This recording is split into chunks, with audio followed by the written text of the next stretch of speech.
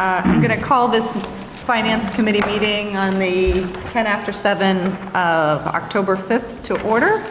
And can we take a roll call, Faye? Ms. Chow? Here. Mr. Rickles? Here. Ms. Garrison? Here. So we actually should have, I'm being optimistic, I think a brief meeting tonight. In fact, I'm targeting 8:30 for all of us to be home and with our families. You have a lot of influence over that. I do, so. But we have a couple discussion items, but I don't think they'll be terribly lengthy at this point. First, we're going to take an action for acceptance of the minutes. So could we have an motion to approve the minutes of the September 8th, 2015 Board Finance Committee meeting? So moved. Okay. Are there any corrections or additions before do we need a second before? Yeah, sorry. Second, where's Claudia? Can I second? Tracy. You can Tracy, can you second? Second. Okay. Are there any corrections or additions to the minutes as noted?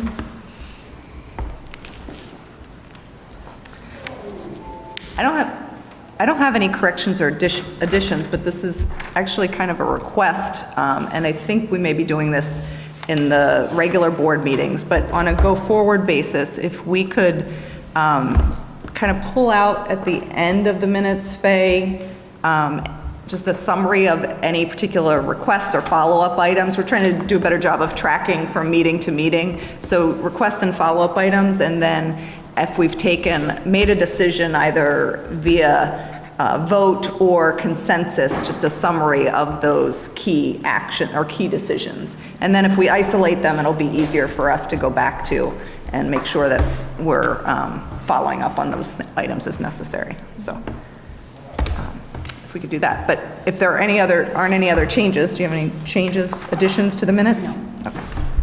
Then we'll go ahead and take a vote. Ms. Chow? Yes. Mr. Rickles? Yes. Ms. Garrison? Yes. Okay. So approved. The next item for approval is a new transportation IDOT hazard. So Mary, I'll turn it over to you. Sure, thank you. This area was, as we were reviewing current transportation services, we came upon this area that affects Dewey School and identified an IDOT hazard that should be brought to this board and then, if approved, submitted to IDOT for their approval. We are currently busing students for this hazard, but we couldn't find the hazard on record. So it's nothing new, it's not a new service, but it would be a new hazard to our list. Okay. Are there any questions from the group regarding the hazard that was outlined in the materials? I understood the hazard, I just thought perhaps I was confused, like, and that, what was it that made it a hazard when it hadn't been before? Was it that it just was before, but it was never officially listed as such? That's correct. The area has always been hazardous. We just couldn't find a written hazard on record. And because we do provide busing to students, we want to make sure that we've documented, why we're busing. So the state may look for this if they come and audit, and so we just want to have our ducks in a row and get it on record. No practical change? No practical change, correct. Okay. Anyone else have any questions? No? Then I will state the Board Finance Committee recommends that the approval of the new transportation IDOT hazard be presented to the full board on October 19th, 2015. Anyone have a motion? I Can you second move the that? motion. Or I move that. I'll second.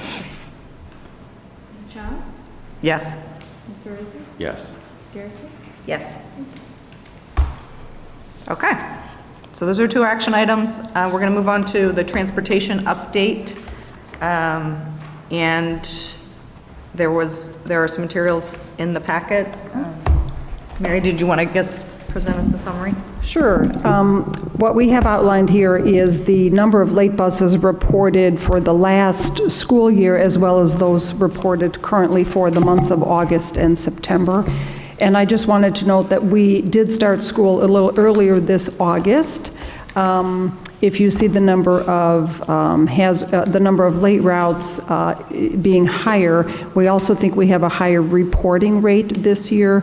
We do base these late bus routes on reports that the principals submit to the transportation department. So we think we're doing a better job of follow-up with record keeping. We are still following a few routes that were running late. We made some corrections that started as of today. We believe we have the routes under control, and we're closely monitoring route arrival times. So we think things are much better this week than they have been as far as late buses go. And I also wanted to point out that with this new contract, this being the first year of the 3-year contract with Positive Connection, we did increase the late fees for the top 2 categories, and we also reduced the minutes. So in other words, we now have a late penalty running from 10 to 19 minutes, and that is now $100. And the second tier penalty is from 20 minutes to 29 minutes is $150.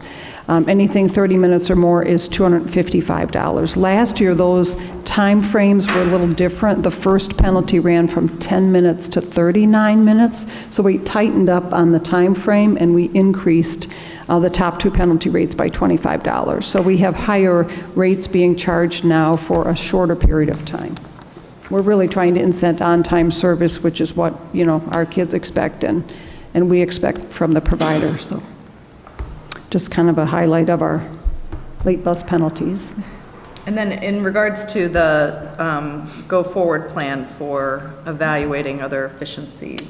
Yes, we are working on reviewing options for routing efficiencies that would be implemented for next year, 2016 and 17. And those efficiencies would include expanding walk areas in areas where we've reviewed IDOT hazards and found that some areas are no longer hazardous. We may have an adult crossing guard where there didn't used to be one. We may have 4-way stop signs at some intersections that were not previously noted, and we may have reduced traffic flow counts at some intersections. So we are reviewing and identifying areas where busing would no longer be required once the IDOT hazards are updated, and that does affect some of our schools.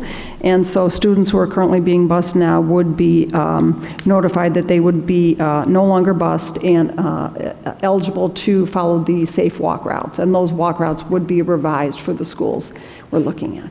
And so the time frame for that is December, is that correct? Yes, we expect to present to the Finance Committee by December what those recommendations would be, and review those with the community by the end of February. I just want to underscore what Dr. Brown is saying, that indeed, as we go through this analysis, we may conclude and recommend that we won't continue with all of the bus routes that we're doing this year. And so that will be a challenge for some families who right now live within the walk routes and have gotten used to that regular routine. And that's where Mary and her team are working diligently to get the message out as soon as possible, but we need to do a little further analysis. The second piece of this is potentially changing how we do the routes, which may call for slightly more walking to a bus stop or a central bus stop, as we've discussed over the past. And again, that changes our practices from what we're used to now, or what we've been used to over the years. And our commitment is to bring these recommendations forward as soon as we can to be able to move forward and inform parents and guardians so that they can make decisions appropriately for next school year. Meg, did you have a question? Yeah, I was pretty surprised at the number of increase of the late buses from August to September. I mean, usually we'd like to see them decreasing at this point. Is there a plan for what happens with students and teachers at this point? Or is there a plan in general when there's late buses with schools? We think we've identified all of the late buses we have had. As I said, some changes were made as of today to address routes that were still running 5 to 10 minutes late. Again, September was a partial month, August was a partial month, and September being a full month. We did have staff waiting longer than usual, which is never a good thing at the end of the day for students to load. We have made some changes to routes that were paired. We've added aids to other routes to provide coverage for students who are on a bus for a longer period of time. So we believe we have corrected all of the late buses to date, but we're very diligent. If we hear about one, we are on it investigating and troubleshooting. It may just be something to think about with especially winter months, to plan forward, to think about if there's a plan in case there is a late bus, especially with weather. And we also are aware, there is quite a bit of construction going on that's affecting any bus that goes near Dempster and Dawes School, and there's just a lot of that. And I'm not sure if that will be done before the weather comes, but yes, we're very closely monitoring, and we are continuing to monitor bus arrivals both at the beginning of the day and, of course, at the end of the day as well. Richard? Just a couple things. Just looking at August, looks like it was about 6 late routes per day. And I don't know that it was how it was trending in September, but it was 2.5 late routes per day. So just when you're talking about it improving, it looks like it definitely was worse in August, and then it got better in September. Thank you. That said, it's still really high. And just looking at the comparison to last year, which I actually really, really appreciate because that's important context. We have the same number of late buses. It took us until February to have the same number of late buses last year. And as I think about all the work behind the strategic plan and all of the work to help support student achievement, we know that getting kids to school on time is a really important part of that. You know, kids get anxious or kids miss instruction or whatever it may be. So I'm not saying anything that people don't already know, but I think it's just important to highlight that we all recognize there is that really important connection to getting kids to school on time. I would say that just in what Mary had said about reporting, because I don't, for my personal, and you can ask the personal experience and the experience of the amount of consternation and very well-founded consternation we had among families last year based on the number of delays and buses that just didn't come does not at all seem, for me, based on feedback that I've gotten this year. So it feels like we must be reporting better because it doesn't feel like, and that's just based on a feeling and a sense of how many emails and communications, which have really not been much of any to the board relative to what we got last year and the amount of problems that we had in September. So there's a disconnect between these numbers and what it shows and versus what I get the sense of in the community, not to diminish the delays that have been there. I have to say, though, I mean, we had a huge increase in our transportation costs, which I would have expected would result in better service.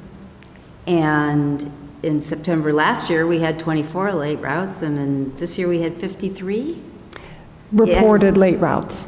Yes. So we think the reporting this year, which is coming to us on a form from the principals, we think the reporting is better this year than it was last year. And bus service last year was the worst that we experienced with our service with Positive Connection. We had buses that didn't show up for an hour in the morning, in the afternoon, because they were running other routes and they were short drivers. The company is much better staffed.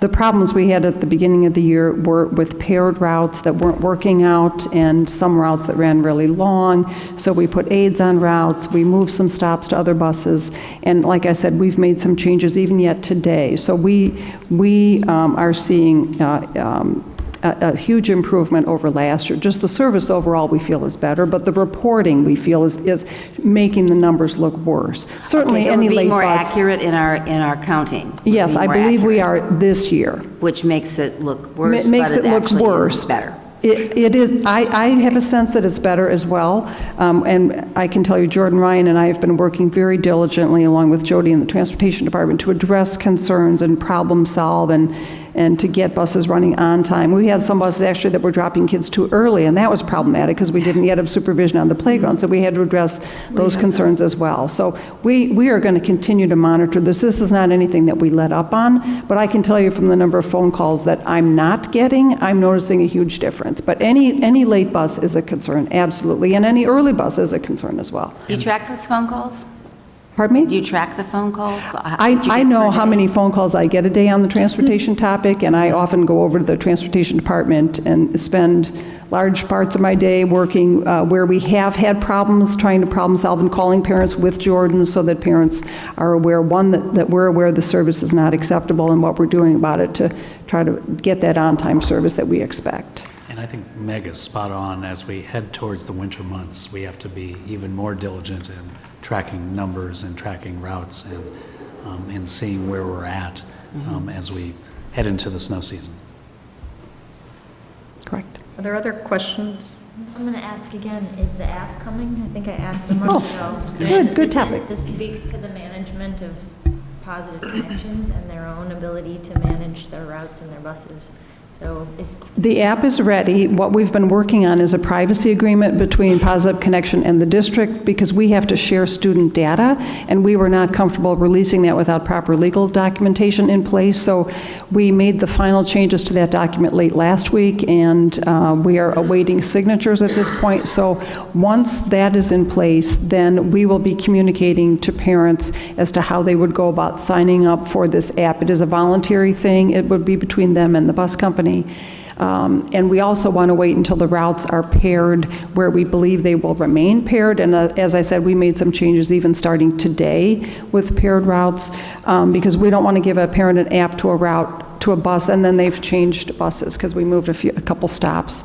So we expected that to be rolled out by the end of October, and I think we're very much on schedule to do that. great, thank you. Just based on some of the confusion about number of late routes versus number of reported, I think it would be helpful to annotate here that it's reporting, and if we use the same information going forward, again, to annotate that we believe that our reporting has improved, because it's obviously counterintuitive to, you need the discussion to go along with it, and so folks may see this out of context, so if we could do that. I think that's why we were making the point, so that, I know, but yeah. But we'll continue to report this way. Yeah. So every month, every time it comes back to us, if it was annotated, it would be helpful to just put that on there so we don't have to have the same conversation over and over again. Thank you. Welcome. So the next item is the capital project recommendations update, and this is an initial conversation around capital projects for the coming year, so for next year. And as you probably will see in the materials, and this is a conscious effort that we've talked about going to bid for a number of these projects earlier, so sooner than later, so that we have a likelihood of getting more favorable bids before folks are already have most of their projects in. So that's why we've moved this up on the docket relative to other years. There's a lot of information provided in the packet. Along with my memo, I provided a copy of the 8-year plan, as we're calling it, with how capital projects would be funded strictly through the debt service extension base if that were the only funding avenue available for them. And then also attached is the summary of the capital plans by category. Basically, what we're showing is in the capital summary plan, we have over $90 million of identified projects between 5-year facility projects, standardization projects, projects identified in the last 10-year life safety survey, and roofing and masonry projects, as well as technology needs. So we have way more needs than we have money. Our financial advisors at Spear are estimating that we have about $6 million available in the debt service in 2016. We will have about $6 million. That's when we can access a new tax levy year. So again, $90 million of projects with $6 million of available funding. So we remain needing to prioritize our projects, and the Building and Grounds Department's number one priority remains roofing and masonry work. Just to give you an idea of how tight our funding is, our roofing architect did a 10-year plan for roofing replacements and masonry replacements. We couldn't fund those projects within the 10-year plan, so that 10-year plan has now been spread out over 38 years, and we cannot fund the 38-year plan. So you'll notice the largest scope of capital projects for the Building and Grounds Department on page 12 is the King Arts roofing and masonry work, estimated at $800,000.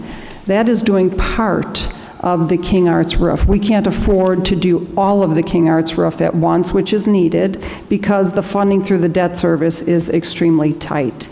You'll also notice that the technology allotment, also referenced on page 12 of the packet, only provides $400,000 for replacement components and service items. This is the first year in recent years we are not allocating money for a new lease. We did approve a lease last year. It was a 4-year lease. So in lieu of recommending a lease at this point, or in any of the 8 years going forward, if you follow the 8-year plan, there are no technology lease costs, no new technology lease costs in the summer 16 plan or going forward. And Joe could speak to what that means as far as technology equipment and we'll have aging equipment. We may need to spend more time and money in repairing other equipment.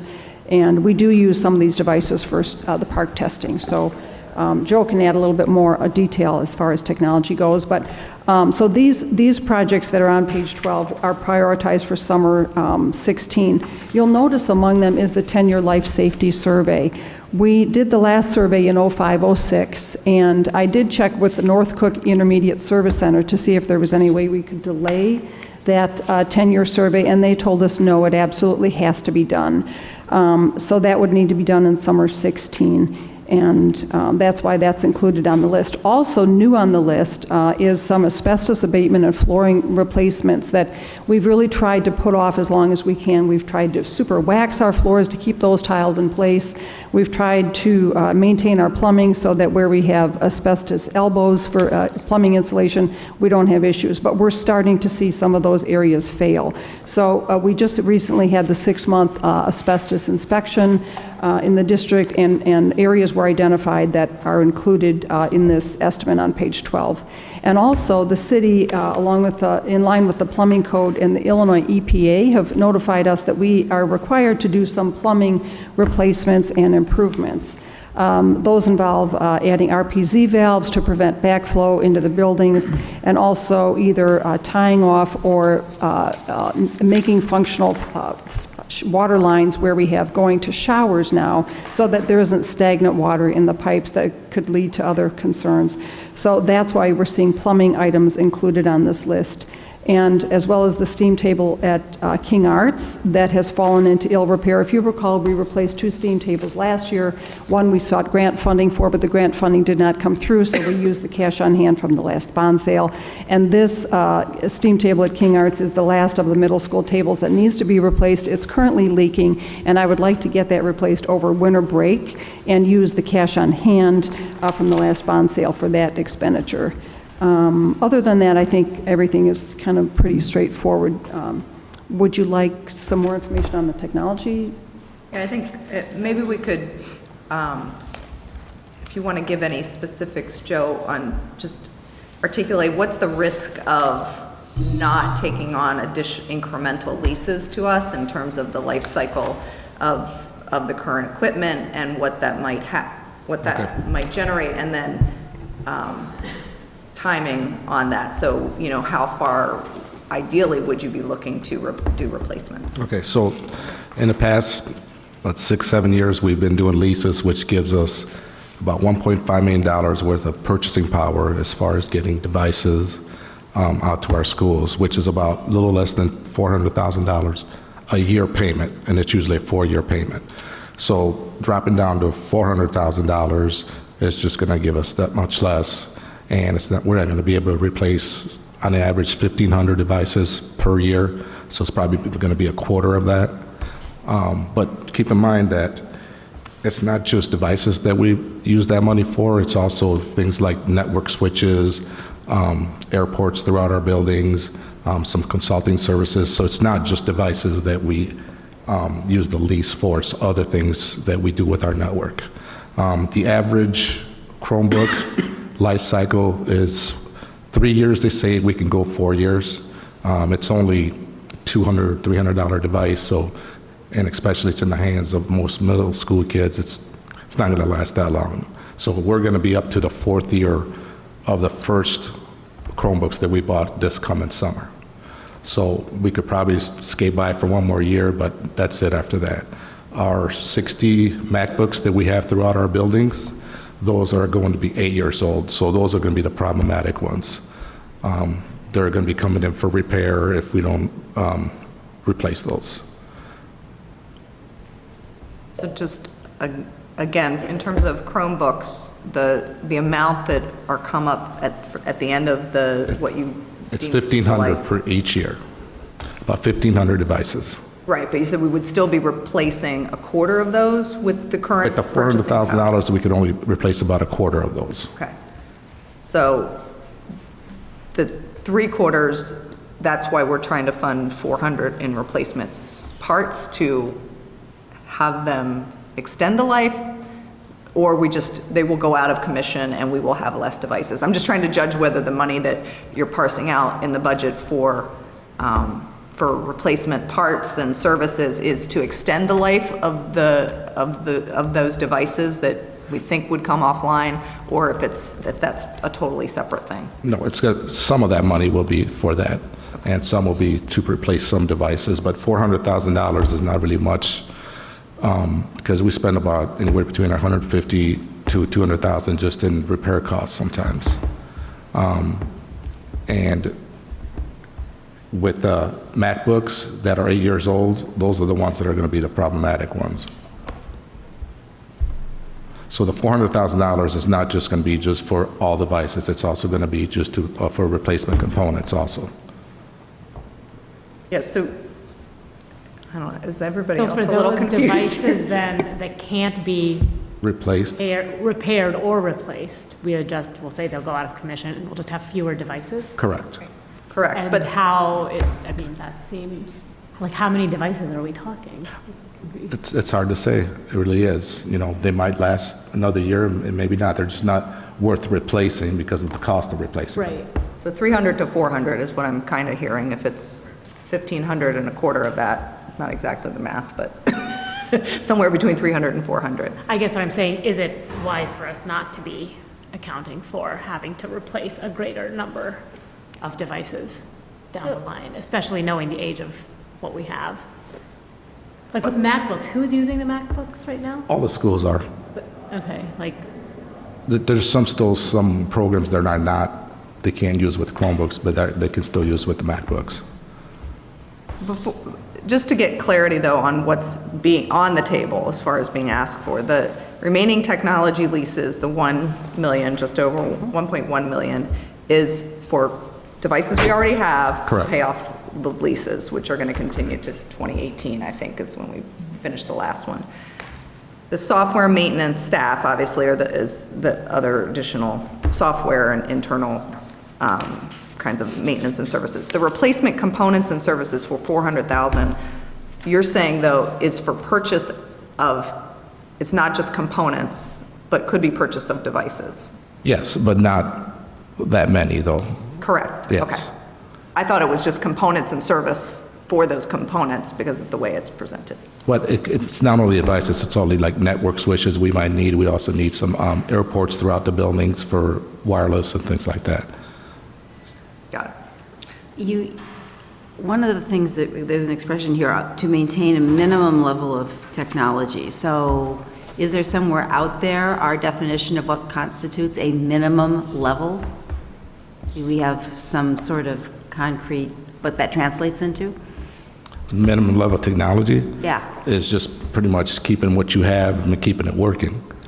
That's pretty much. In current So state. Yeah. Claudia, I have the same question, and I don't know whether it folds into the discovery process in the technology plan and answering that question. What is the minimum level? What's a optimal level? And what is the inventory by school of the devices that you have and their age, right? So this is the this question. And then what are, the use question, the instructional use question. I mean, it feels like perhaps we could put a placeholder here to come back when we're ready to talk about the technology plan. Right.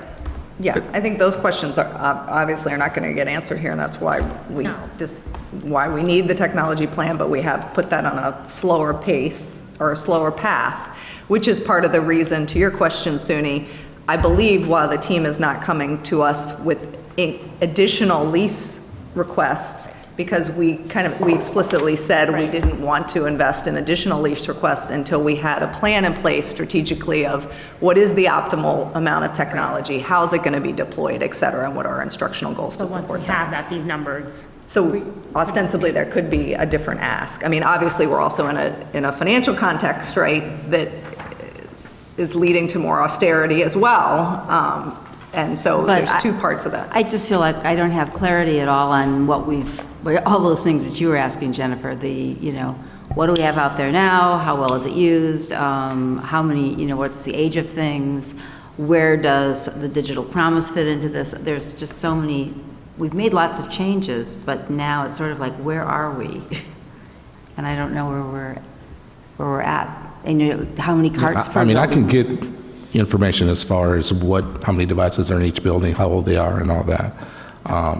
And that's been table like provided that. recently. and Yeah. That was provided in the spring, and we could re-up that. But to the question, Claudia, about, because I did think they did provide it when we were looking at the last leases, so we Yeah. could get inventory on. And just keep in mind that the last 6-7 years, that's how long we've been leasing, we haven't added devices, we just replaced. We have not, the only added devices in our district are the Digital Promise, of course, and then some of the iPad donations in other schools. We have not added devices throughout those years. We just replaced old devices. So a couple things, we can come back with an inventory, that's one piece, and just give some broad brush. Two, just to make this issue more complicated, the testing regime of the state, whether it's PARC or another assessment, but PARC, and our MAP tests that we use require the use of technology, so we have to make sure that we're ready and able to provide that. And then from a financial perspective, some of this is the broader question that we're facing as a finance committee and as a board and administration, which is if we want to move these resources off of our debt service, we have to move them somewhere. We have to move them into the operating funds, and we can do that over time. We have Mary put in the bottom of her memo a suggestion of how to move that forward.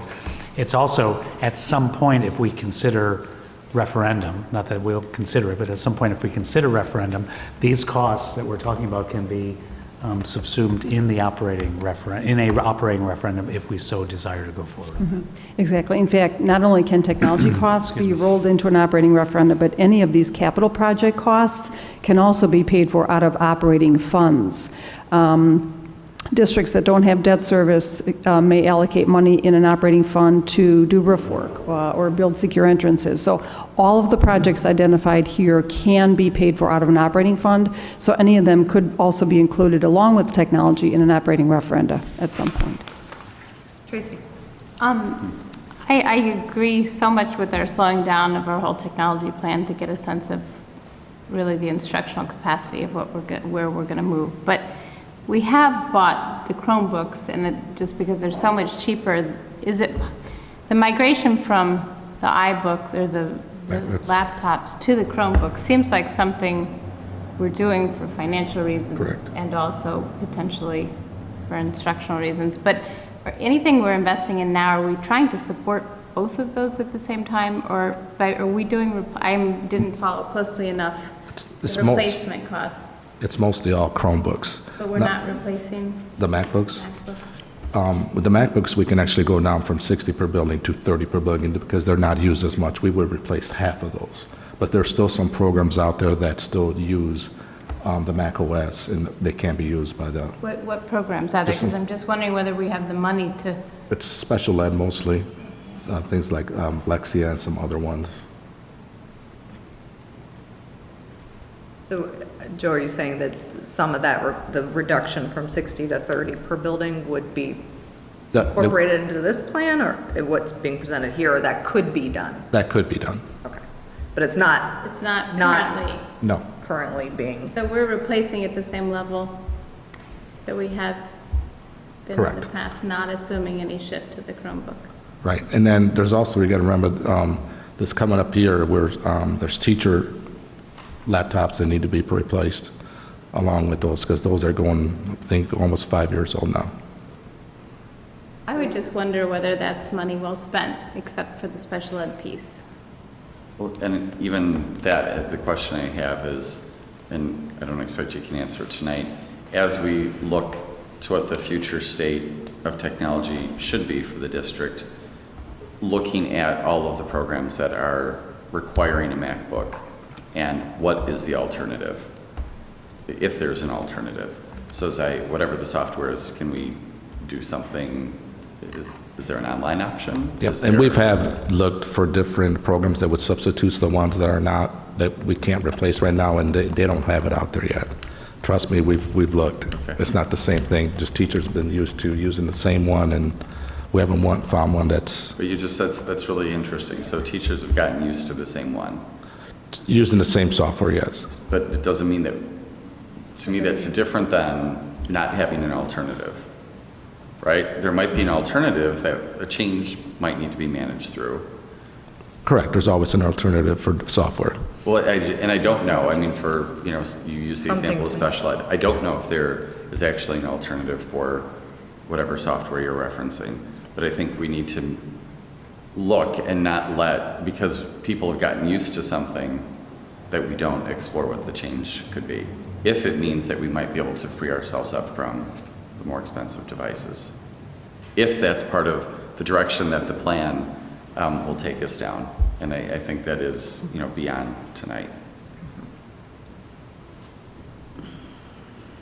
so are there any other questions about what is being requested with respect to technology tonight, or for this year? Can we clarify it so that we know Yeah. what to follow through on? Good. One is an inventory, so we know, and we can go back to the inventory we have, and we can be very explicit about the machinery that we have, what we're replacing, and what the pace of change is. Two is, given what we're recommending here, what does that help us buy or lease? What does it help us replace? And then three, implicitly, but it's actually explicitly, is even though we've slowed down the process, how do we pay attention to technology that we're going to use instructionally, technology we're going to use for our assessments, and are we geared up well enough to be able to do that in the short run while we figure out our financial situation in the long run? Do I have that right? I think so, and so to put a fine point on the Please. replace, the inventory being one, the replace being two, I think just getting clarity on Yep. within this $400,000, what do we expect? I know we don't know exactly, but what do we expect to be replacing in terms of the type of devices and the number of devices? And is there an option within that to do any migration from any of the current MacBooks if we know that we could reduce the number anyway? Right. Could that not be part of this set of purchases to do the migration Right. for some from MacBooks? I just want to make myself clear here. Yeah. The 60 MacBooks that are in the buildings, we were never planning on replacing those with MacBooks. It was going to be always Chromebooks. Though if a MacBook was needed after these actually just are phased out, they can't be used anymore, they were going to use the media labs that are in some of the middle schools, or all of the middle schools actually, that if there needs to be a program that uses a Mac component. Because the only Macs that are going to be left are the teachers and the media labs. So then you're just basically waiting for those Macs to die? Correct. Okay. So if any of them die this year, we just want to be clear that we're going to be purchasing Chromebooks to... Correct, yes. Good, all right, I feel better about that. So I just want to make sure I It's made good we myself got clear. clarity on that. Okay.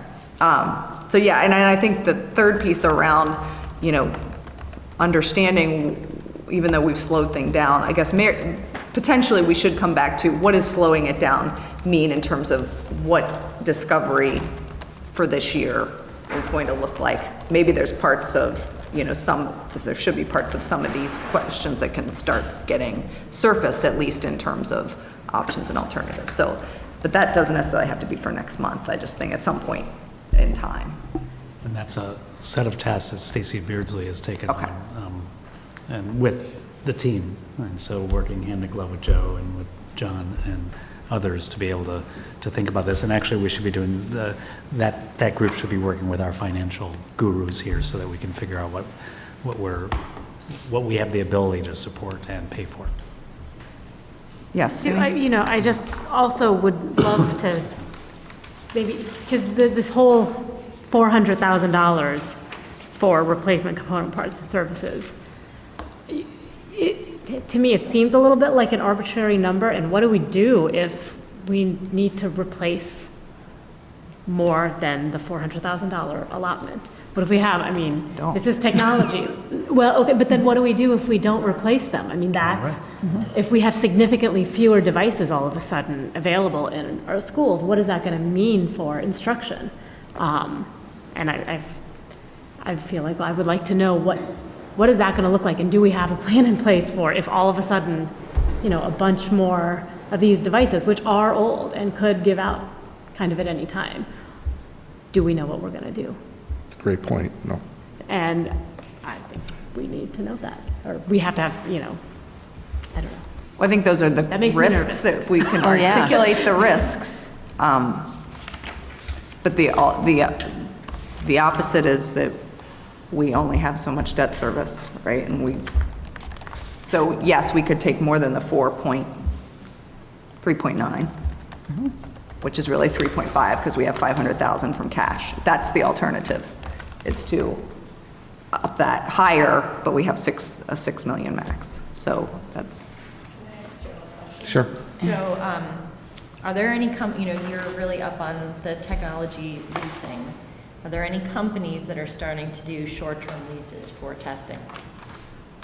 To answer to Suni's point, like, if we were in a pinch, can you, like, for 3 months, rent 1,000 Chromebooks if you're in a pinch for assessments? Do you know if any companies I think the company I we're can't using now- imagine that, like, maybe Pearson's doing it, I don't know, but. Yeah, I think the current leasing company is very flexible, the one we're using, and they could probably do something like In a that. pinch, that's where I would look. So those are the Plan B, I think, you know, Plan B's scenarios. Although there was a time when teachers didn't do, like when we started the map testing, and everybody was map tested and wasn't in our rooms, it was through the media labs, of which there's only one in the middle school, but you scheduled people in there and they went through and there was a testing schedule, you know, without having lots of extra computers. Then we went to everybody tests in their room, and testing, the time allowed for testing became shorter because everybody was supposed to get it done in a certain week, say, but we could only do that because we had all these extra computers. But it isn't like it couldn't be done if you expanded, yeah. So I think those are the scenarios of, you know, again, how likely is it to happen? Okay. And then if that happens, what are we going to do? I think Suni's point was probably beyond just the testing component. Oh, absolutely, yeah. I mean, that's clearly a part of it, but I think it goes beyond that. And I just think that, you know, I'm all for, I think it is good for the time being that we have slowed things down and that we're taking the time to put a plan in place, but there is also a certain expediency to this, that we don't want to be taking so much time and dragging our heels so much and trying to figure out what we need to do next to make a decision, that we're all of a sudden in a place where we just have a bunch of Chromebooks give out on us and teachers and students are scrambling because they don't have access to the technology they need. And we do need technology. We have it in the classroom, we need it in the classroom, and we just, we can't slow things down so much that we're gonna put ourselves in a very precarious position, which is what I feel a little bit nervous about right now.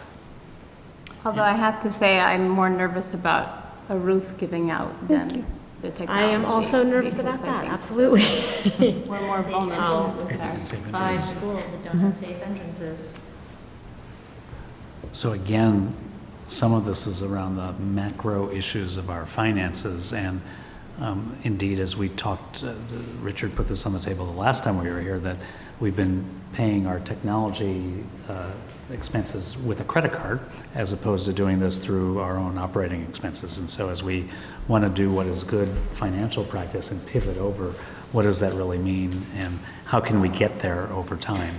And then how can we leverage more resources out of the debt service for the longer term investments that we should be making using debt service, which is a roof, the safe entrances, et cetera. So this is our challenge at the intersection of instructional improvement and assessment and important financial management, and making sure that our infrastructure across the district is well supported in our buildings and across our buildings. Any other questions?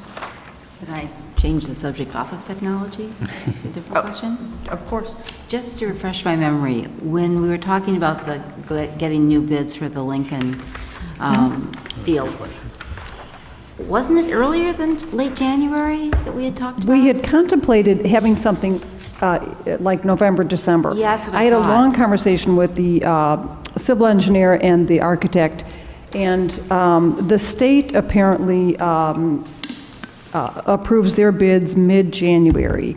And they both felt that it would be better for us to open bids after the state submits awards bids, so a contractor's bidding on a state contract would know by mid-January whether or not they're awarded state work, to know whether or not they could bid more competitively on our Lincoln project. So we felt we would see lower bids by the end of January from companies that did not get state-approved bids, where if they were bidding on the state bids and our bids prior to mid-January, they would probably pad their bids to earn an extra profit.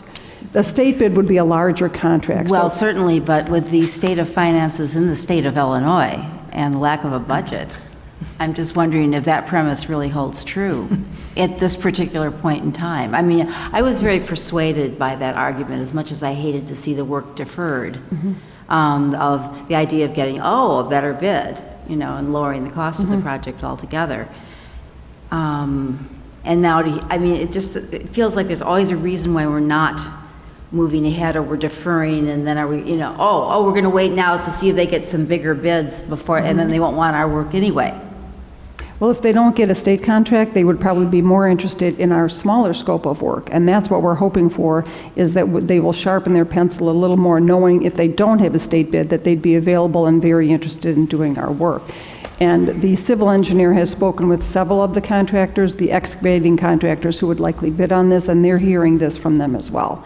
So this was a long group conversation. We had our building grounds department tied in, and that's what the experts are telling us. So what the experts are telling you is that they don't want to bid right now because they want to bid on something else and see if they get that before they even turn to us. That's correct. Because if we bid in December for a smaller scope of work, before the state determines their $3 to $5 million scope of work, the contractors are going to bid higher on our small scope, thinking, well, if they get it, they want to pad their profit line, because then if they're doing ours, they're probably not available to do the state contract. So this was a very long conversation, and I had shared the same concerns that you did, that I've always heard they're more hungry in November and December, That's what we were wanting told. a sure thing. But with the state bid date being mid-January, and maybe by then the state hopes to have a budget, I don't know. But we did have lengthy conversation, and heard also from some of the contractors that they feel their number would be more competitive. And we would likely see more bids waiting. They're ready to go. I mean, they're working on these specs diligently, and it's just a timing of what we think is best for the district. This is, though, January is still earlier than when we bid it Oh, last year, April. correct? It was I think it April. was I think that was spring. part of the movement. So I hear what you're saying, Claudia. But it is still considerably earlier. We waited rather late in the process, and that was why. Well, that was our normal, I think. Correct. Our Right. normal was rather late in the Just to your question, because to me, what matters is when are we expecting to initiate the project? Right. And March. with this change in timing for the bidding, is the change in timing to initiate the work changing? No, we were looking at a spring start, so March, assuming weather permitting, and they would have it complete by the end of June and walkable by the start of school. We have to let the sod, germinate and produce. So the timing would not change with the December bid or a January bid, as far as when the work would be started and completed. We will have this done before the start of school. I mean, again, it's, to me, we were, an expectation was set because of what we went through and what we saw for the increases in cost. Right. I feel like this is another piece of info which, to me, makes sense, that you wait and see who's going to be busy, and the people who aren't getting that work are going to be a little bit more desperate, perhaps, to, fill their coffers, and so they're going to bid more aggressively. That seems plausible to me. And I just wanted to get refresh my recollection on this, because I know we kind of debated whether to start when school was still in session. We're expecting that we'll get more competitive bids if we start before summertime. Yes, because the time frame for this project would have been so tight doing it during the summer. And this area will be completely unusable during that time. There's going to be, large equipment and safety fencing and such. But yes, that's another reason why we feel the bids would be more competitive, is they have a longer time frame to complete the work, starting as soon as weather permitting, March, depending on when they can access the ground. Yes, and go through June, and then they expect by the end of June the work will be done, and we'll just be ready, waiting for the sod to be. And then in addition, obviously, to the safety, to keep, kids out of the area, we'll just have to communicate with the school community, because I'm assuming it's going to affect drop-off and pick up at the school. It depends on when we'll have equipment, but yes, it very well could along the east side of the building. Mhm. Potentially the parking lot as well, right? No, the parking lot will be fine. That's accessed off to the west, To the so other that side, should be okay. fine. And it's a fairly small lot.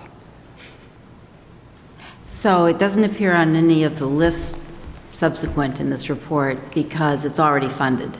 Yes, And it's there already is- funded at 884,000? No, it's funded at 733,000 less what we've already spent on professional fees Okay. to get us to this point.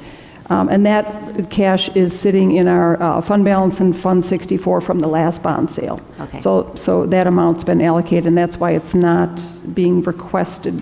It is on page It's on the 12, list, though. it's on page 12, but it does say already Already funded. funded. Yeah, no, I knew it was there, but then when you get into the tables and other things, so later on in the report, it disappears. I just wanted to make sure that that was why. Okay. Yeah. So to circle us back too, because I think it was Suni who made this point back in the spring of we need to be clear on not only what we are doing, but what we're not doing. And Mary summarized that in the first page of the memo, but the projects that aren't contemplated here, nor are, certainly not for this year, nor are they contemplated in the 8-year plan, include the safe entrances for the 5 remaining schools, or King Arts, Rhodes, Lincolnwood, Orrington, and Washington, locker room additions at Rhodes, ceiling replacement, site improvement work at various schools, and of course, any new leases for technology, as well as some of the roofing. Well, the roofing is in the It 8-year is plan, in but there. It it's just spread out a extends- little thinner. right. Extends even further. So none of those items are contemplated. And I would love to amend that to include that an item that isn't being contemplated is accessibility for buildings. And I that think is, that's an important thing that we're leaving off the list as Exactly. well. We have still several schools that are not ADA accessible, and I think that's a problem. And I understand why we can't address it under the current situation, but I think people need to be clear that that's also a very significant thing we're not dealing with. I'll put the question out there, because no one else did specifically. I'm wondering where we decided to make the cut point for this ask for this year. We've talked a lot about Lincolnwood in particular and the safe entry concerns there, given the juxtaposition to classrooms, and it's budgeted at $80,000. So why would we not just add that one in, I guess is my question. Sure. We were originally not anticipating on needing this much of an allocation for capital projects. Prior to our 6-month asbestos survey and knowing that we couldn't delay the 10-year life safety survey and finding the additional plumbing work that's being required. So I'm very sensitive of the limited debt service availability. Again, it's estimated in 2016 to be $6 million. And why don't we spend more in technology? Well, because, if we have a roof that gives way, we're going to need access of some of that available debt service that, if you follow my 8-year plan, gets down pretty low. It starts on page 19 of the packet. So if we have $6 million available now, we need $3.5 million to fund these recommended projects. That would bring our estimated debt service available balance to $2.5 million until the next levy year attaches. So $2.5 million over a 20-year period is extremely low.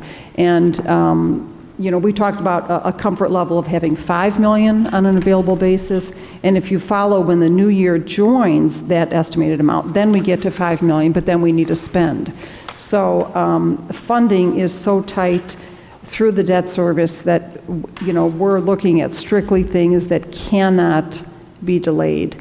All of our buildings do have locking doors. We added a camera at Lincolnwood. We have buzzer releases. So we have securely locked doors. We don't have double locking vestibules at each building. And we would love to put them in. It's simply a matter of funding. I had just another question about the 10-year life safety. Now, you said that's required. We have to do that. Yes. And the company that proposed, that we have a proposal from Archon, did they do it before? Archon did, they did the life safety survey 2 surveys ago. The last one was done by OWPNP. And if you recall, the estimates they provided were extremely low, so we were quite surprised to find what the work actually did cost. Archon did the last life safety survey prior to that, so probably 20 years ago, Archon did that survey. Their estimates were spot on. They know our buildings extremely well, and we're using them currently as the site architects, where we have playground work and parking lot and sidewalk work. So we would highly recommend using this firm. Again, we have a very good working relationship with them, and they know our buildings, so there would be no learning curve. They could walk right in and they know what they're looking at.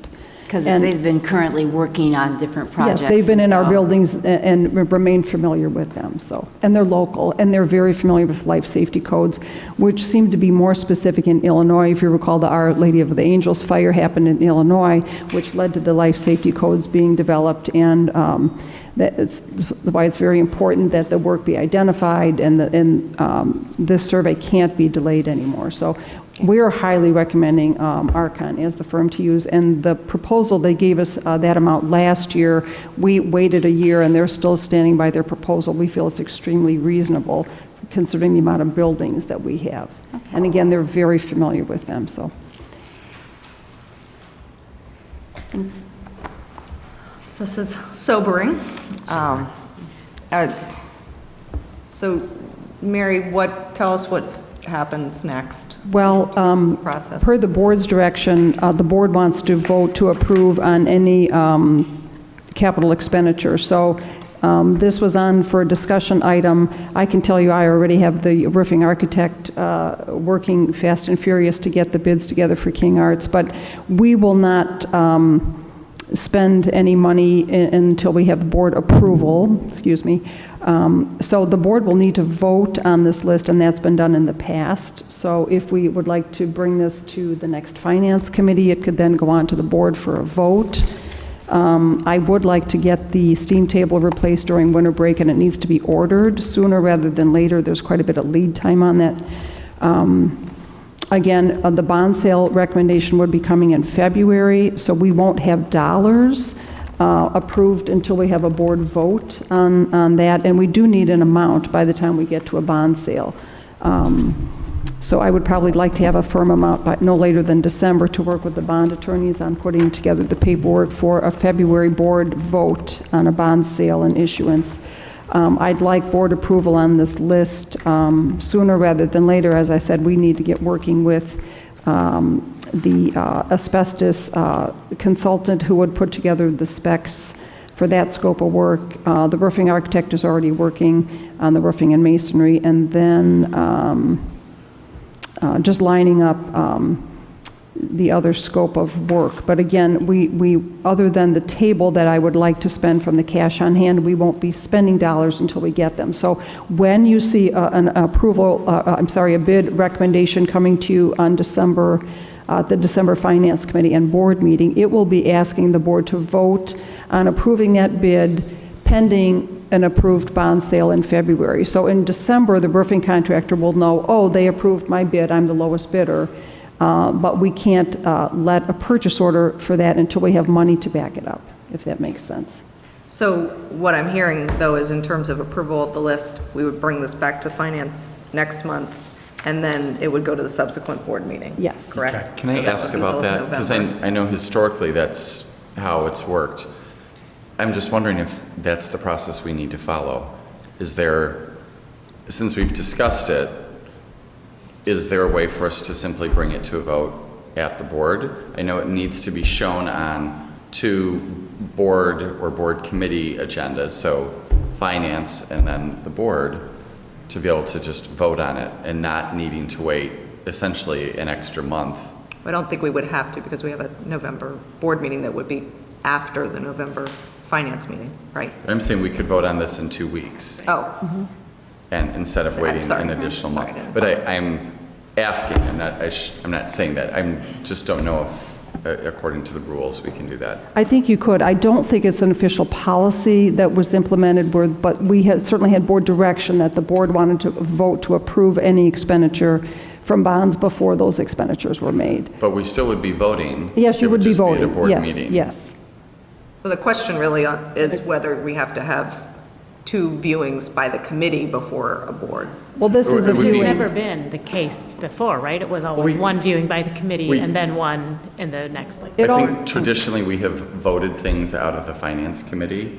So there's been an official vote, and because tonight it was listed just as a discussion item, we're not actually voting on it in committee. Correct. To me, that's what the difference is. But I'm not sure if the rules would permit, whether it's our policy or, open meetings type of requirements, but maybe So that can could we- be we'll something follow that's up. looked into Sure. to find out.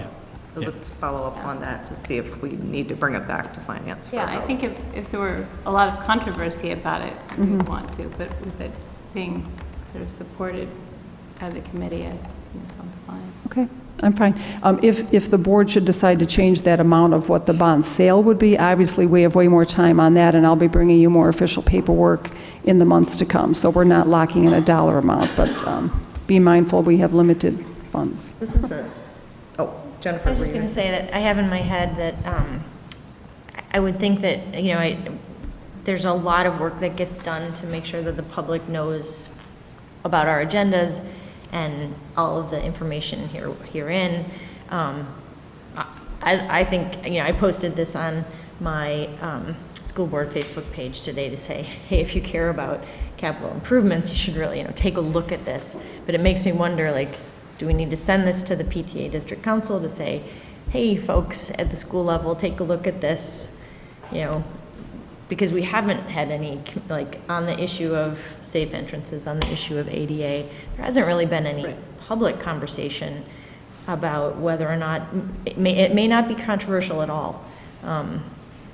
But I worry a little bit about a 2-week window versus maybe a month of people kind of digesting this out there in the public.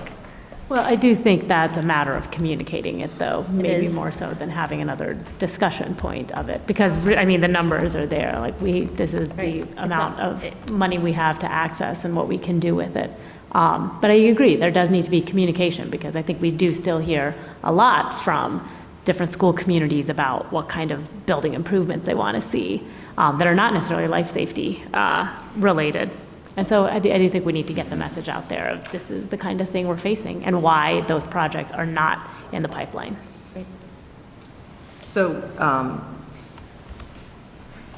so there's two ways to go about that. One is to maintain the same process we have in the past and believe that more time means more information sharing. I'm not sure that that's true.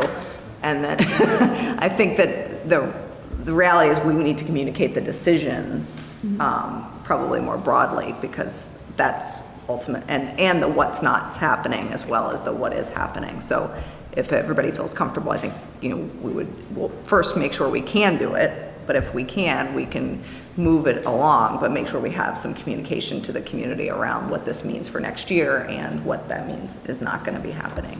And part of our ongoing dialogue around, the overall financial situation would make sense to continue that.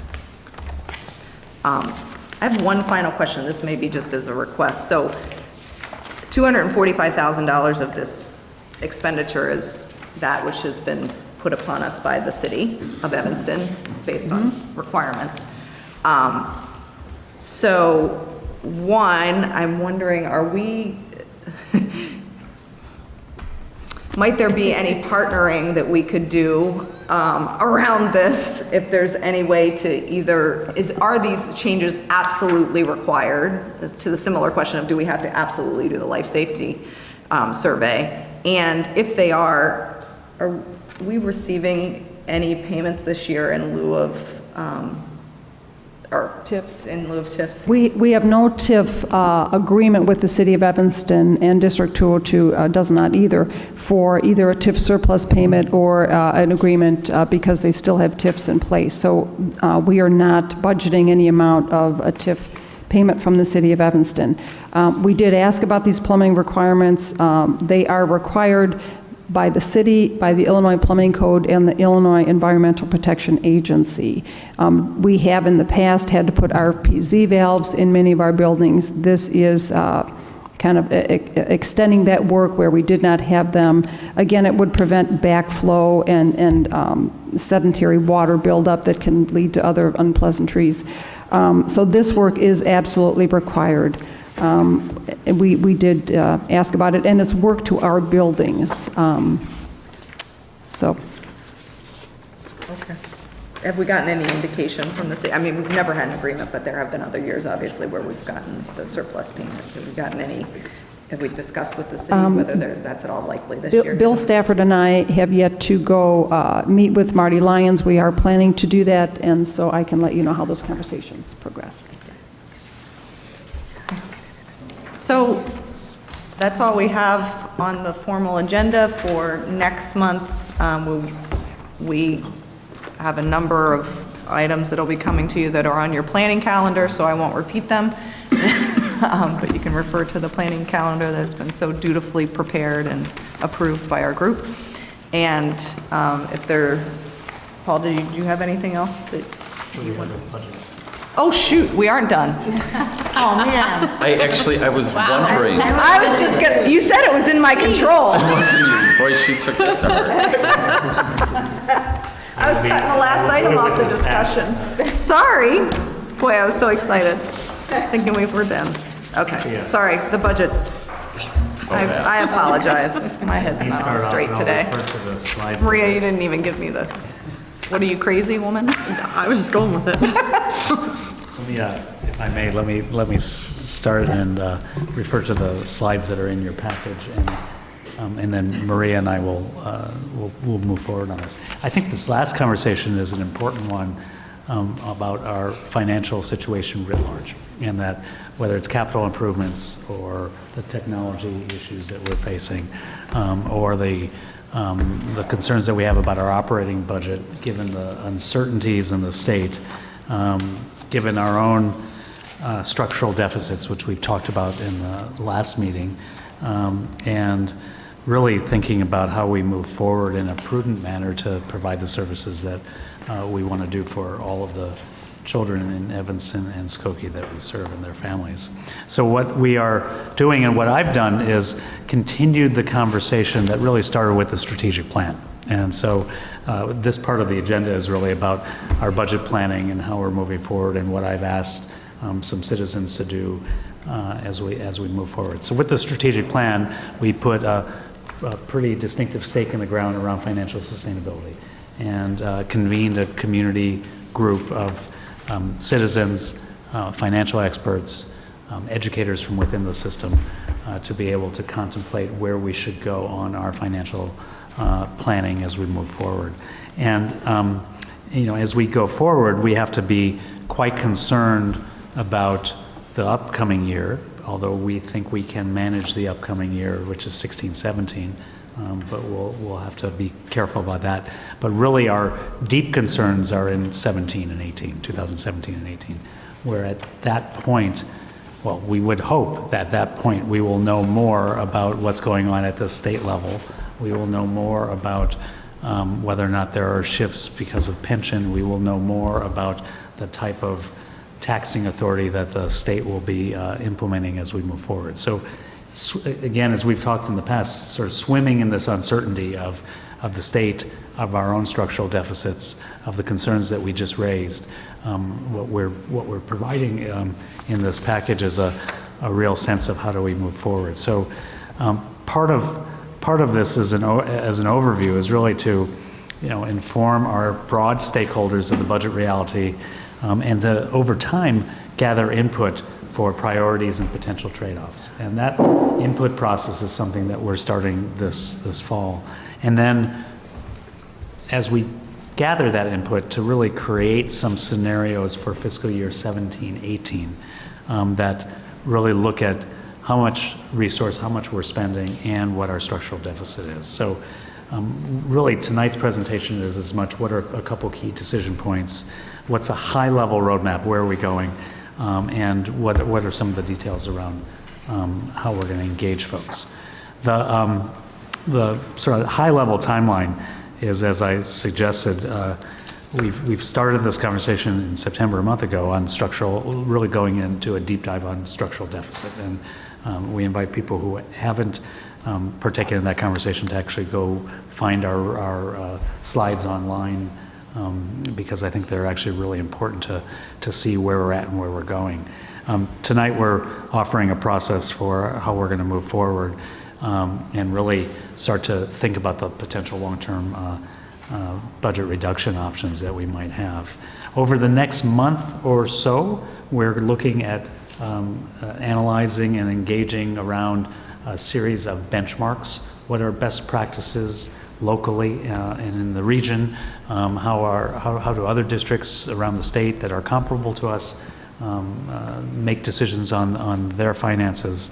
And indeed, over the next month, we're going to want to take some scenarios at a high level and engage community members as much around their values and their concerns. It's exactly what we just put on the table. The trade-offs that we have between making an expenditure for X over Y, for the safe entrances over technology. We hate to make these choices, but these are choices that indeed, as the budget uncertainties continue, we may have to make. And we want to do that with, to the best of our ability, by engaging the public, engaging the committee that we had for the strategic plan, along with a few extra folks. By December or early January, we should have some scenarios that we can actually bring before the board for consideration. And again, really for a year from now, for 17-18, under the assumption that we can manage next year's budget. And I want to leave that with a little asterisk, because we don't know what uncertainties are going to face us, and we don't know exactly how we'll manage what looks like a small deficit now, and how we actually move forward. And then we will have somewhere in the January-February time period recommendations for how to move forward as it relates to 16-17, and some ideas for 17-18 as we proceed. So that's sort of the larger macro level. The other piece of this is around engaging our community members, and what we're thinking about is several different ways. One is stakeholder input. So and part of that will be two parts. We see doing a very limited number of town hall type meetings, one for teachers and staff, for our colleagues who work within the system, and one for community members, where again we'll present the broad overview of some of the constraints that we're facing financially, and some of the benchmark data as well, just to give people a clearer sense, and in the spirit of communication, really being even more transparent than we've already been in the overview of our data, and to look for input from both our community members and our broad staff around priorities and strategies for moving forward.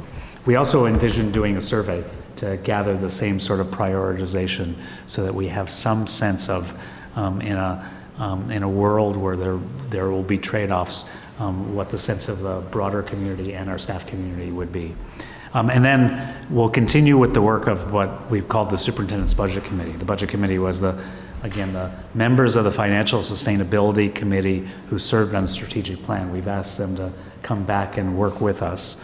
On that committee, we've also had several colleagues present to us the structural deficit conversation, as they have, those colleagues have certain public financial management background. And I want to add up to 5 additional content experts from the community, people who also have the background in public financial management as we re-enter or stay in this volatile time that we're in the state. And this budget committee will meet, we also see, for 2 times. One, to assess the broad landscape and to get a sense of where we are and where we're going, and 2, to help us generate some solutions.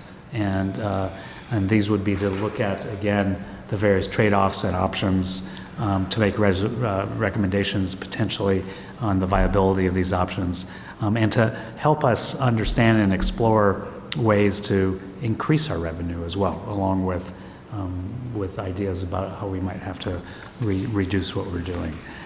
So what we're working on now is, again, generating the information and data around benchmarks, generating a wide range of solution strategies for an out year, and then what we want to do is tap into the expertise of our broad community and our colleagues who work in the system, and the expertise of our budget, our financial sustainability committee, to be able to offer some input. Maria, do you want to add anything along with what I just said?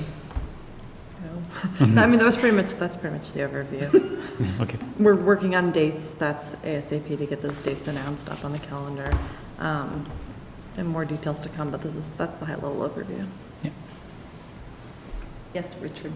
2 topics that I just wanted to put out there. The first might be connected to some things you said, Paul. I'm wondering about the program effectiveness analysis. So as we look at which initiatives or investments, whether it's in materials or certain roles, how is that analysis going to factor into the assessing and solution generating? I think the honest answer is we're going to have to take the data that we have available from various reports that we've done and try to add that to the work that we're doing. Yeah, so as we compile option scenarios, one of the sort of fields we're compiling is implications of a place for us to say, this is something we have some evidence is highly effective, this is something we don't. I would caution on Peter's behalf, since he's not here, in terms of when we say program effectiveness data, in terms of actually having like deep analytics that demonstrate impact of the whole range of programs from an analytics standpoint, I don't think that's something that's super feasible. I think it's... see data. I might have. You said program effectiveness. You said program effectiveness, Yeah. which is Yes, okay. So with my program evaluation data. researcher hat on, Of like course. we certainly won't have a slate of program evaluation analyses, on all these things. It will be more sort of looking at our implementation, understanding, macro level data and things like that. So that would be something that would factor in as we talk about viability or implications of different things. But I just wanted to make sure we were clear on. Yeah, and obviously where data is available, that would be helpful. I just think as we go to present potential solutions, the deeper we've been able to analyze programs or roles, or whatever what might be impacted by the proposed solutions, the better we'll be able to share. The impact of those, not in terms of making the decision. Some, both, I think. Okay. So understanding, for example, which programs we have that might drive, that are being most effective, and having that information then would drive the ultimate decisions in terms of solutions generated. Does that make sense? Totally makes sense. I wasn't, when you said roles, that I wasn't sure how that related. So I meant for roles, there might be some roles in the school district that are having a big impact that we don't want to cut. And there might be others that we have question marks about. And so we just want to be, I would want this group to be as thoughtful as they can about the impact of anything that they'd be suggesting that we touch. So how we apply the available data that we have will be part of this. And again, with the caveat that the formal causal evaluation that will show those sorts of studies we don't have, and that would take all the time, not time, it would take the resources that we're trying to save to actually do that sort of work. So. Got it. So then the second thing is regarding the stakeholder input. And I'm curious how you're thinking that we might frame the ask for input in terms of why we're doing this and what our goals are. Because what I could imagine is a lot of people may just naturally respond by, indicating whatever is most important to them. And I think part of our goal is hearing that, but also making sure that they understand we're trying to focus on what's going to drive student success. Right. And they may have a viewpoint. If we frame it in that manner, it's a little different as they're looking at what they might choose. And I think the other piece of that is, are we expecting we'll give them choices, or are we going to just open it up, or will we be doing both? I'm just curious how much guidance we're thinking that we will give them. Yeah, so I think it's a little bit of both. I think it will be framed in the context of the budget documents that we've put together this year in terms of the slightly more detailed or digestible versions, the data on the benchmarking, just so that we understand a bit of our own landscape and where we spend more, where we spend less than comparison districts.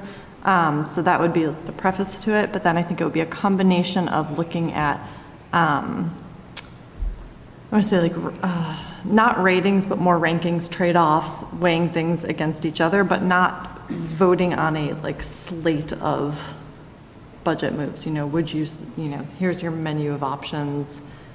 Exactly this, more evaluating the viability of different options, because at the end of the day, we're going to be compiling a set of potential budget reductions or budget options. And the way we've been discussing it, we don't want to end up in a situation where we've given a limited sort of predetermined slate and asked for an up-down on it, but rather looking at the full scope of options and talking about these are things that we would highly recommend considering. They seem very viable when we look at kind of trade-offs implied with them. These are things that maybe should be considered carefully. These are things that should be stayed away from, so that we can get a sort of sense across the board and use that input to put together. So, because what I also heard you saying is maybe having stakeholders react to some proposed solutions. That might not have been what you were saying, and I just made that up in my own head. But that's actually interesting to me, because if we wanted to get people's viewpoint after we've put some real solutions on the table, to then say, okay, this is out of these 12 options, these are the 3 that we think are best. I as an individual stakeholder in the community or anyone else. So I'm just wondering if that's something we want to give any consideration to, and you may have already considered that. So it's not totally designed yet. So part of me is, this is good input as we do it. I think what we've been talking about is, when we talk about scenarios, just to make sure we're talking the same, it wouldn't be, well, we would get to our targeted amount with this slate of, A through G. How do you feel about this entire package? Rather, how do you feel about all these elements that may be included in a package? Which would you endorse, we consider more strongly than others? But the context of scenarios may be able to say, you know, this is worth this, you know, understanding the dollar amounts associated with different reduction options so that it's not just in a sort of financial vacuum, but that we understand if I'm talking about making a move on this, it buys me this much, and that equates to this much of this other program or option. So that's, I think, what I mean when I say context scenarios, but also including open-ended space for their own ideas, their own suggestions, or their own, you know, combinations of things that they might want to suggest. So it would be a combination of rating, ranking certain items, and open-ended feedback so that we could explore novel solutions that we didn't want to pre-constrain them too much. Because I think this is meant to be really generative instead of getting too limited too quickly before we ask for the input. Can I add on to the questions about the survey? Who is creating this? So it's a collaborative effort amongst cabinet right now, probably with input from the same communications consultants who worked on some of our strat planning survey items. And we want to make sure that we are asking things different from that process so that we don't over ask people all the same questions. And then are the survey results going to be made public? We haven't talked about that. My first reaction was sure. So, I mean, Yeah, I I would mean- think, especially if we can craft it so that, I mean, again, this is about the consideration of options and the trade-offs and the priorities that the different stakeholders would have. And indeed, you know, this will open up to, I mean, in the ideal world, we'll find where there are some commonalities, and there'll probably be a lot of disagreements just based on where one sits and stands. But I think we can, we would work towards making sure that those data are transparent, because. I don't know when we haven't first a broad stakeholder survey. I think we always do. Yeah. And it would also help because if indeed or when indeed I need to bring forward to the board recommendations for future decision-making on the budget, to have that informed by the broad range of stakeholders, including teachers. And so this is absolutely what we want to do. That will at least give us some sense of, it will give some sense to the broader public and to us why I'm recommending what I'm recommending. Sure. Yeah. Can I ask one more question? Please. It's just a really clarification question. On the calendar, it talks about advisory committee, and then it talks about a budget committee. Are those the same things? Yes. It's all, Yeah, I know sorry. it's terminology, but I just want to clarify. Yeah, sorry. It's the same thing, Yeah. sorry. Yes, it is. And then who's on that?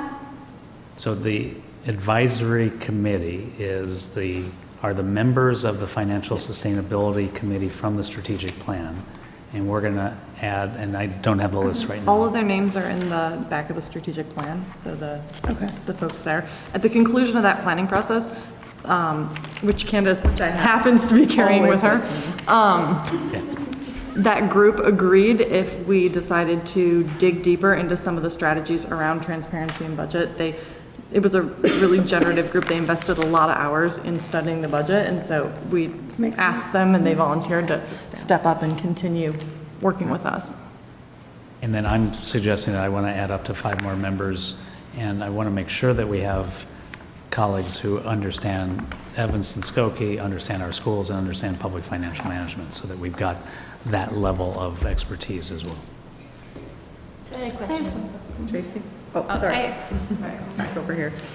Go ahead, Tracy. I just have one suggestion, because I know you don't want to constrain anyone by the options you present, but you want the options to be good ones and ones that are thoughtful. And I think that the people that really recognize, I think teachers should help you in scoping out that range of options, because I think they see in the classroom so much of maybe where there's fat, maybe where things aren't, you know.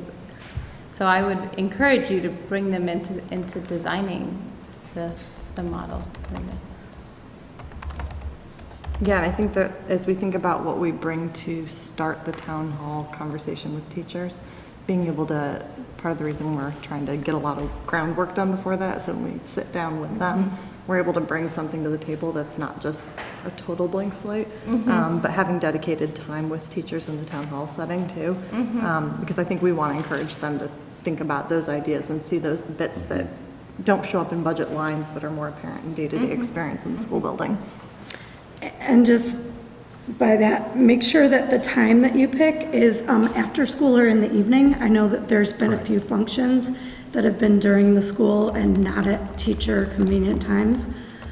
So just a reminder, and that to make sure it's in a, as much notice as you can. Yep. Thank you. That's great, thank you. Jennifer? Great questions about all the survey, and I share them.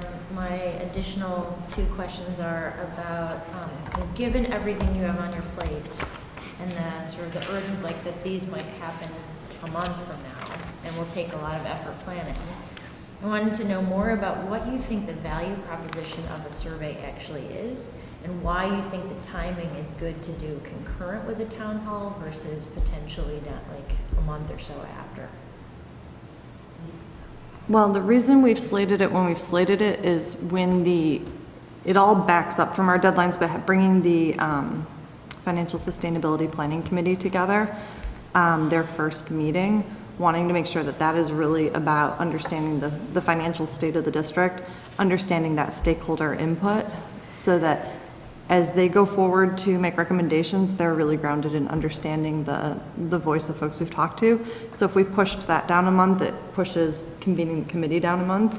So does that? Can you tell me more about why it's an important input, and like how you're going to use it differently than a town hall? Well, I mean, people respond and engage in all sorts of different ways, and so in a town hall meeting, even facilitated by the best of them, and where it's really respectful and really engaging, many people still don't get their voice out. So I actually think that the survey, as we do it and do it well, can provide us with data, information, priorities, and voice that we may not get in the action of a town hall. So I think that it's another way to respectfully engage voices in the community who may not want to participate in a open session or in a small group with a bunch of yellow stickies and whatever that sort of process is. And allow people time to reflect, right? If we're enabling some open-ended work to allow people to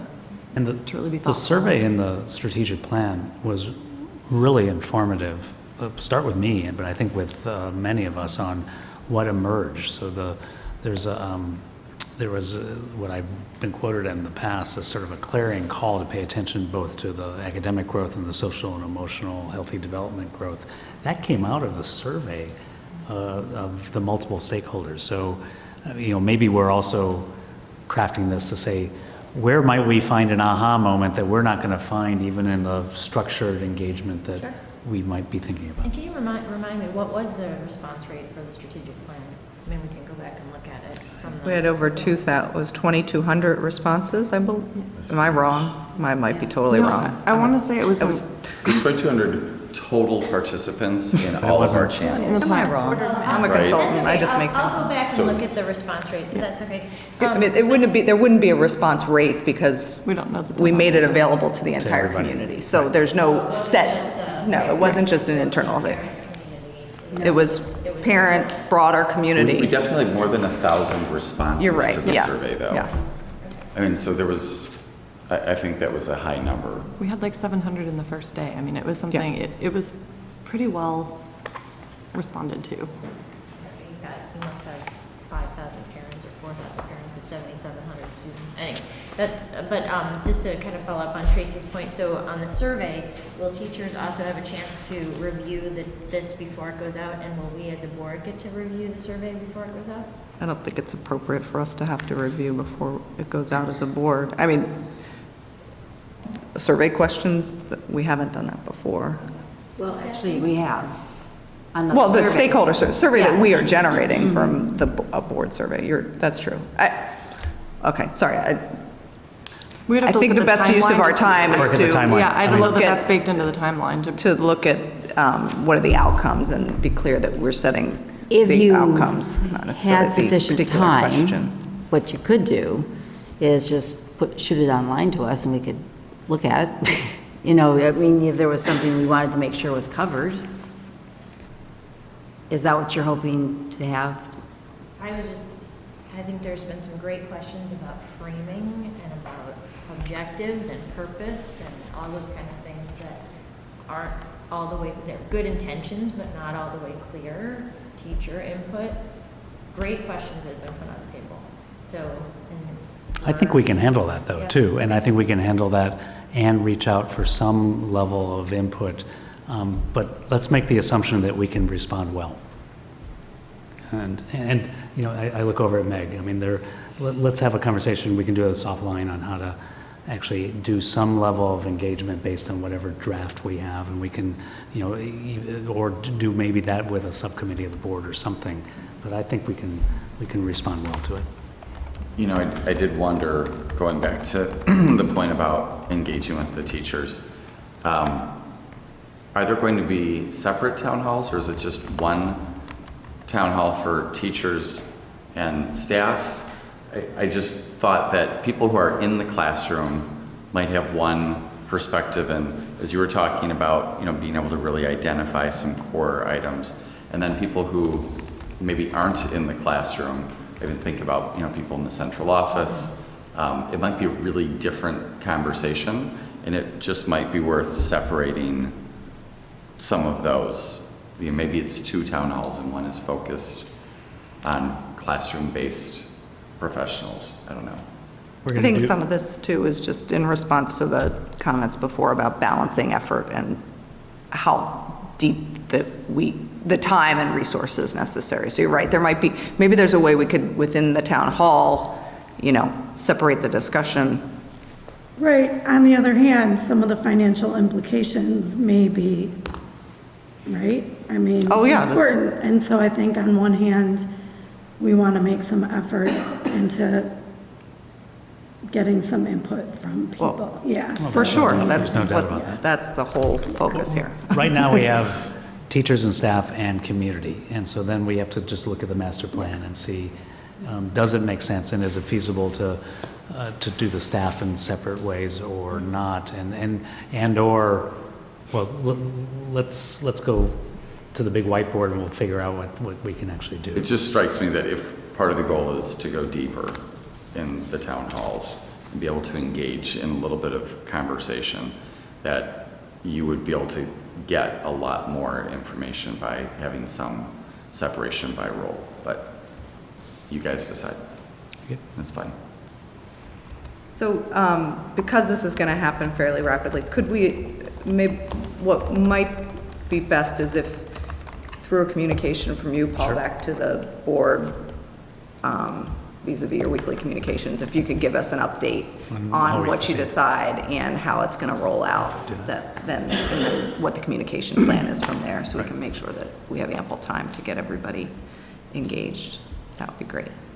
And again, as we've done this fall already, I can't underscore the importance of the engagement and feedback, because these are sobering times. We don't know what the state's going to do. We don't know what happens next.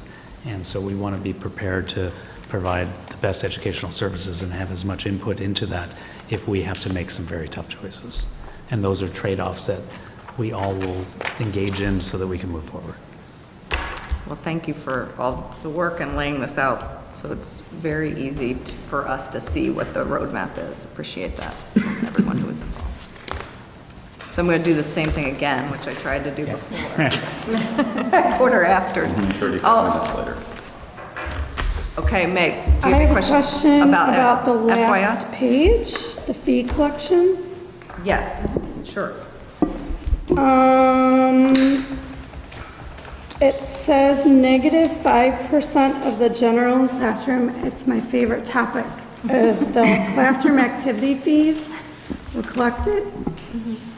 I understand that the activity fees were sent earlier, so I understand that part. But can you explain the -5% collected part? Well, typically around this time of the year, this account is in the black.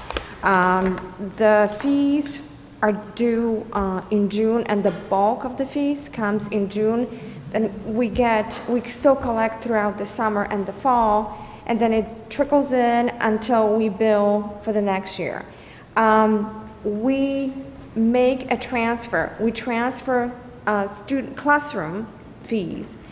We've been transferring usually around November time. This year, because there were additional needs and principals, the schools felt that they will need to get the money earlier to buy supplies, we decided that we can give the schools 50% of the allocation. And that's why this is reported as of August, as of end of August. So that's why what we sent out was more what we collected up to date. And that's why the account is in the negative. But we're going to collect that money and keep in mind that the district gives all the schools money for free and reduced children from the budget. Okay. Does that answer your question? Okay. I actually had another question around that, so I'll ask it since I'm trying to end the meeting. In the similar clarification on transportation fees, it says at the bottom under the asterisks, the budget for fees is in 2015-16. Would most of only 8% has been collected, are most of the transportation fees received already or not for this year? No, we start billing for transportation fees in November after we get free and reduced data. So what you see here are prior year fees and application fee, what we get from parents over the summer and right before the school. Okay, thank you. So that does not really include any of the new fees. Got it. Okay. Are there any other questions? Any other agenda items I've missed? Clara obviously threw me off my game being here. All right, well, if I see no more items before this committee, it is now 8:50, and we will adjourn. If there are no further matters to be presented to the committee, I find this meeting adjourned at 8:50 p.m. Thank you.